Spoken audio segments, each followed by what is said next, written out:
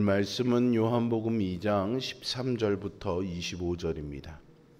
요한복음 2장 13절부터 25절입니다. 유대인의 유월절이 가까운지라 예수께서 예루살렘으로 올라가셨더니 성전 안에서 소와 양과 비둘기 파는 사람들과 돈 바꾸는 사람들이 앉아있는 것을 보시고 노끈으로 채찍을 만드사 양이나 소를 다 성전에서 내쫓으시고 돈 바꾸는 사람들의 돈을 쏟으시며 상을 엎으시고 비둘기 파는 사람들에게 이것을 여기서 가져가라.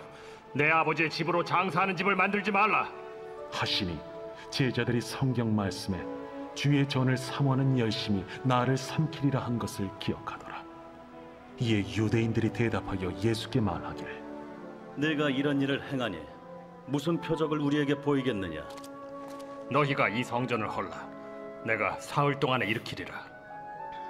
이 성전은 46년 동안의 지었건을 내가 3일 동안에 일으키겠느냐?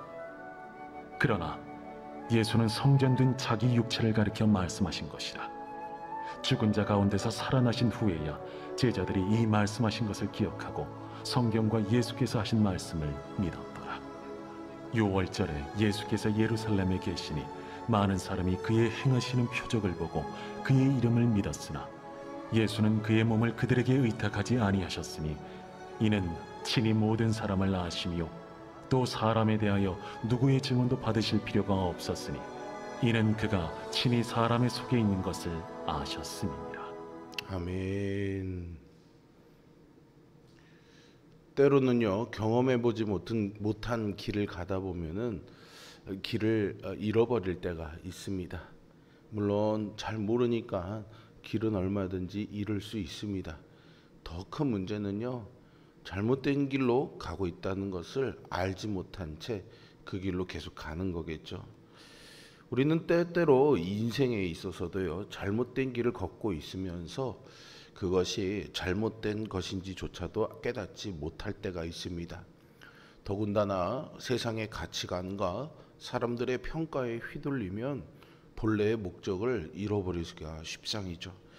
마치 성전이요, 본래의 목적을 잃어버리고 장사하는 집으로 변해버린 것처럼 말입니다. 주님께서는 오늘 본문에서 이것을 바로잡고 계십니다. 요한은 예루살렘에서 성전을 정결하게 하신 사건을 소개합니다. 다른 공간복음서들은 이 성전 정화의 사건을 예수님 사역의 후반부에 기술하고 있는데 요한은 특이하게도 예수님의 사역의 초기에 기록하고 있습니다. 예수님이 성전을 방문하시면서 불같은 분노를 표출하시죠. 성전에서 일어나는 일들이 하나님의 임재를 담아내는 거룩함과는 거리가 멀었기 때문입니다. 이 사건 역시 예수님이 공생애 동안에 펼치실 사역의 성격을 명확하게 보여주므로 예수님이 누구신지 또 앞으로 행하실 일이 어떤 일인지를 전하고 있습니다. 성전을 청결하게 하신 주님이 우리의 마음의 성전도 바로잡아 고쳐주실 줄로 믿습니다. 우리는 진정한 성전을 회복시키고 다시 세워주시는 이 예수님을 주인으로 삼아야 합니다. 시간이 흘러 6월절이 다가왔습니다. 그 배경은 예루살렘이라고 오늘 1절에서는 소개합니다. 요한복음에서 6월절은요, 매우 중요한 의미로 사용됩니다. 6월절 어린 양으로서 예수님이 하실 일이 이보다 잘 표현될 절기가 없기 때문이죠. 6월절 제사를 위해서 많은 사람들이 먼 곳에서 예루살렘으로 여행해서 와야 했기에 예루살렘에 와서 제물로 드릴 그 제물을 흠없이 무사히 데리고 온다는 것은 험난한 여정에서는 불가능한 일이었습니다. 따라서 이러한 순례객들의 편의를 위해서 무흠한 제물을 성전에서 살 수 있게 허락이 되었죠. 그래서 성전에서 이 제물을 거래하는 일이 있었습니다. 이때 제물을 사기 위해서는 세겔이라는 화폐를 사용해야만 했습니다. 더군다나 유대인들이 성전에 와서 내는 성전세도 세겔로만 받았는데요. 그 이유는 다른 화폐들, 즉 이방인들이 쓰는 돈에는 율법에서 금하고 있는 인간의 형상이 새겨져 있었기 때문입니다. 따라서 재물을 사고 팔거나 아니면 성전에 성전세를 내기 위해서는 이 화폐들을 세겔로 교환해야 되는 환전의 일이 필요해서 성전 안에 환전소가 설치되었고, 이 과정에서 높은 수수료를 받는 그런 불의가 행해졌습니다. 또 흠이 없는 동물을 성전에서만 인정해 줬기 때문에 이 동물들을 이용해서 사람들을 속이고 비싼 값에 파는 일들의 죄악들이 넘쳐나기 시작했습니다. 이에 예수님께서 그 성전 안에서 거래되는 짐승들을 다 내쫓고 환전상을 뒤엎으시면서 내 아버지의 집이 성전으로 다시 회복되어야 된다고 크게 외치셨습니다. 이를 요한은요, 주의 전을 사모하는 열심으로 풀어서 이 행위로 대적들을 자극하게 되었다라고 기술함으로 앞으로 일어날 사건에 대한 암시를 하고 있습니다. 아버지의 영광을 위해 무너진 성전의 기능을 다시 세우기 위해 열심을 다하신 그 주님의 마음을 우리 모두가 살피고 본받아가며, 우리 또한 우리 마음의 성전을 새롭게 하기 위해 주님을 의지하는 이 믿음을 꼭 붙잡아야 하겠습니다. 성전 안에서 상을 뒤엎으신 예수님의 행위는 이 이해관계들로 얽힌 유대인들을 자극했습니다. 물론 그 이해관계는 아까 말씀드린 것처럼 환전과 재물을 사고 파는 과정에서 얻는 불이한 이익과 관계된 것들이죠. 그들은 예수님에게 무슨 권위로 이런 일을 행하고 있는지 따지면서 설명이 아닌 표적을 구했음을 요한은 18절에서 설명합니다. 눈에 보이고 또 초자연적인 이적을 구한다는 것은 그들이 이미 악하고 음란한 세대였음을 방증하고 있는 것입니다. 이에 예수님은 성전을 헐면 사흘 만에 일으키리라는 답변을 주심으로 당신이 성전이신 것과 죽으시고 사흘 만에 부활하실 것을 예고하시죠. 이 성전에서 일어났던 인간적인 비즈니스와 연계되었던 유대인들은 예수 그리스도를 받아들일 의지가 전혀 없었기에 그 대답이 무엇을 말하는지를 전혀 깨닫지 못했고, 제자들 역시 당시에는 이해하지 못했다가 예수님이 부활하신 이후에야 그 뜻을 깨달았다고 22절에서 요한은 설명합니다. 예수님을 믿고 따르는 일은 이렇게 하나님의 은혜가 아니고는 불가능한 일이었습니다. 예수님은 사람의 속에 있는 것을 아셨습니다. 예수님이 표적을 보이자 많은 사람들이 믿었지만 예수님은 그들을 의지하지 않으셨습니다. 그 이유는 예수님이 사람의 속을 다 아셨기 때문입니다. 예수님은 사람을 의지하지 않고 신뢰하지 않으시고 오히려 사람들에게 당신을 신뢰하라고 말씀하시죠. 예수님은 사람의 증언, 추천, 지지와 응원이 필요 없으신 홀로 충만하신 예수님이십니다. 우리는 표적에 의지하는 종교적 열심이 아니라 성전 그 자체이신 예수님을 믿고 따라가는 성도가 되어야 합니다. 성전은 하나님의 임재가 약속된 장소입니다. 하지만 인간의 탐욕으로 이 성전이 오염되고 말았습니다. 제사장들과 결탁한 장사치들이 모여들어 이득을 취하기 위한 술수와 거래가 난무하는 곳이 되어버렸죠. 예수님은 부패하고 타락한 성전 대신에 당신이 지으실 새 성전에 대해서 말씀하셨습니다. 예수님이 친히 살아있는 성전이 되신다는 것이죠. 죄인들을 위해 죽으시고 부활하신 예수님 안에서 누구든 하나님의 임재를 경험하고 하나님을 만날 수 있기에 예수님이 당신을 참 성전이라고 말씀하신 것입니다. 그러므로 하나님을 만나고자 하는 사람은 예수님께 나와 그분 안에 거해야 될 줄로 믿습니다. 우리는 참 성전이신 예수님 안에서 하나님과 만나 화평을 누릴 것을 소망합니다. 화평은 예수님이 하신 일에 기초하기에 절대로 흔들리지 않습니다. 하나님은 죄인들이 당신을 만날 수 있도록 독생자 예수님의 생명을 내어놓으셨습니다. 가장 커다란 값을 지불하셨고 우리가 상상할 수 없는 은혜를 주셨습니다. 그럼에도 우리는요, 기도가 제때 이루어지지 않았다거나 좀 힘들고 어려운 일이 생겼다고, 마음에 들지 않는 일이 일어났다고 하나님께 늘 불평합니다. 때로는요, 어렵고 힘들 때 하나님이 당신과 만날 기회를 주셨을 때 하나님과의 만남을 미룬 채 그저 세상 일들로 시간을 보내죠. 이런 모습 속에서 우리는 이제 돌아서야 됩니다. 그리고 하나님과의 만남을 허락하신 그분의 은혜에 감사해야 하겠습니다. 우리는요, 하나님과 만나기를 사모해야 합니다. 하나님의 임재를 사모하고 감사를 잃지 않는 것이 은혜 받는 자가 보일 합당한 반응입니다. 하나님이 새해를 시작하면서 우리에게 너무나 소중하고도 값진 기회를 허락하셨습니다. 그리고 어제부터 시작된 내일까지 이루어질 신년 기도회의 기간 동안 반드시 하나님이 여러분들과 만나주시고 여러분들의 마음을 하나님의 성전으로 새롭게 세워주실 것을 약속하셨음을 저는 확신합니다. 여러분, 바쁘고 어렵고 힘든 일도 있겠지만 꼭 이 저녁에 나오셔서 하나님을 만나는 일에 여러분들의 마음을 내어드리고 여러분들의 마음의 성전이 나의 것으로 세워졌다면 허물어지고 하나님이 세우시는 성전으로 새롭게 세움받는 은혜가 오늘 저녁과 내일 저녁에 있음을 소망하며 주의 전으로 나오시기를 간곡하게 부탁드립니다. 예수님은 성전에서 장사하는 사람들의 가축을 몰아내시고 환전상들의 상을 엎으셨습니다.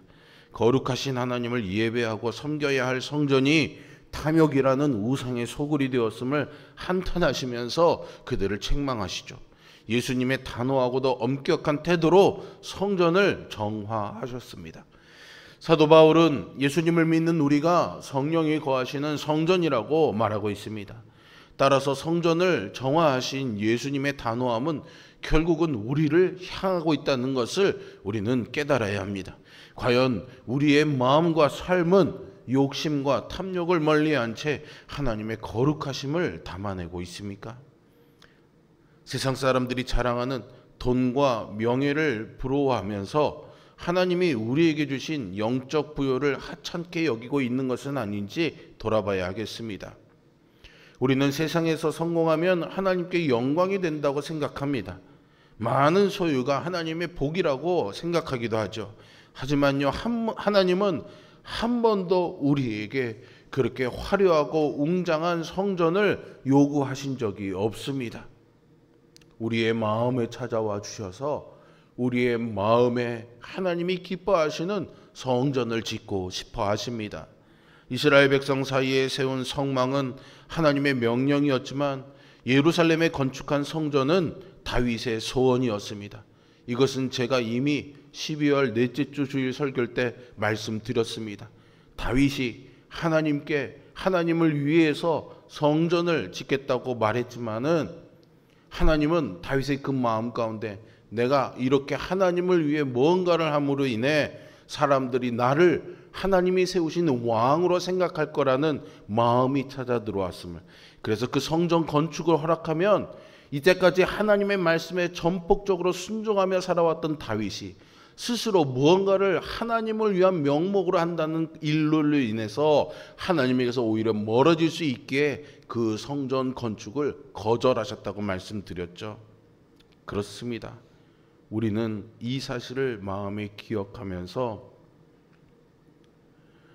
마음에 숨은 은밀한 욕심과 정욕을 주님 앞에 내려놓아야 하겠습니다.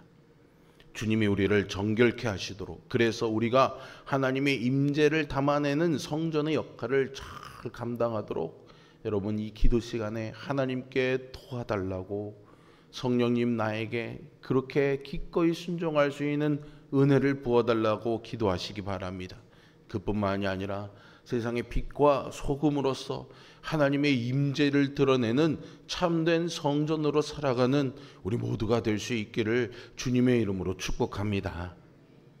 2장 후반부에 나오는 이 성결 청결의 사건과 그에 대한 유대인들의 반응, 예수님의 대답은 더 이상 기능하지 않는 유대교의 율법과 제사를 넘어서서 유월절 하나님의 어린 양이신 예수 그리스도의 희생과 부활을 통해 회복될 진정한 교제와 예배를 기대하게 합니다. 이것을 통해 우리는 형식적인 예배를 넘어서서 뜨겁게 하나님을 만나는 예배, 성전이신 예수님을 믿고 의탁하며 함께 회복되는 교회, 그리고 내 마음의 성전을 꿈꿀 수가 있습니다. 우리는 하나님의 성전입니다. 성전에서 장사하는 자들의 상을 엎으신 예수님은 성전된 우리에게도 우리의 마음의 탐욕과 정욕과 욕심의 모든 상들을 엎고 정결하라고 명하고 계십니다. 거룩하신 하나님과의 만남에 감사하며 탐욕을 버리는 것이 정결한 성전이 되는 참된 길입니다. 세상 사람들과 구별된 거룩하고 성결한 삶을 산다면 세상 사람들이 성전된 우리를 통해 하나님을 만날 수 있을 것입니다. 예수님이 본래의 목적에서 벗어난 성전을 정화하신 것처럼 우리의 삶도 고치고 바로 잡아주실 것을 소망합니다. 세상의 가치관에 휘둘리고 본래의 목적을 잃을 때 주님은 우리의 마음속 깊은 곳으로 다가와 올바른 길로 인도해 주실 것입니다.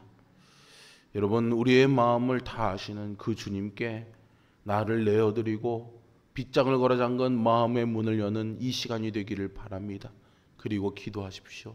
주님, 내 마음의 주인으로 찾아와 주시어서 나를 주님의 성전 삼아 주세요. 그렇게 고침받는 은혜가 오늘 이 새벽에 여러분들에게 풍성하게 임하기를 주님의 이름으로 축복합니다. 기도하겠습니다. 거룩하시고 능력이 많으신 아버지 하나님, 우리를 본래 보기에 좋게 만드셨지만 우리의 속사람, 우리의 마음이 타락하고 죄로 더러워져서 하나님이 우리를 보기에 좋게 만드신 것들을 일그러뜨리며 우리 스스로는 그것이 좋다고 말하며 살아가는 교만과 죄악에 빠진 우리들입니다. 주님, 우리를 용서하여 주시옵소서. 잘못된 것인지도 모르고 이것이 옳은 일이라며 이것이 하나님이 기뻐하시는 일이라며 나뉘는 우리들을 용서하여 주시옵소서. 이제 말씀 앞에 무릎 꿇고 하나님이 내게 말씀하시는 간곡한 요청과 부르심에 응답하며 마음 문을 열고 주님 앞에 나아가기를 원합니다. 간절히 부르짖어 기도하오니 주님, 내 마음 가운데 와 주셔서 내 마음의 성전에 더럽고 추악한 죄악의 것들을 다 뒤엎어 정결하게 하여 주시고 나를 주님의 성전 삼아 주시옵소서. 오늘 저녁에 신년 기도회로 모입니다. 주님, 이 말씀을 들은 이들이 또 성령께서 역사하여 주시어서 우리 성도들의 마음에 이런 은혜들을 부어주시어 사모하는 마음으로 마음은 열고 주님 앞에 나와 말씀을 담아내어 새롭게 하시는 주님의 은혜를 경험하는 거룩한 은총의 시간 될 수 있도록 역사하여 주시옵소서. 예수 그리스도의 이름으로 기도합니다. 아멘. 하늘에 계신 우리 아버지, 아버지의 이름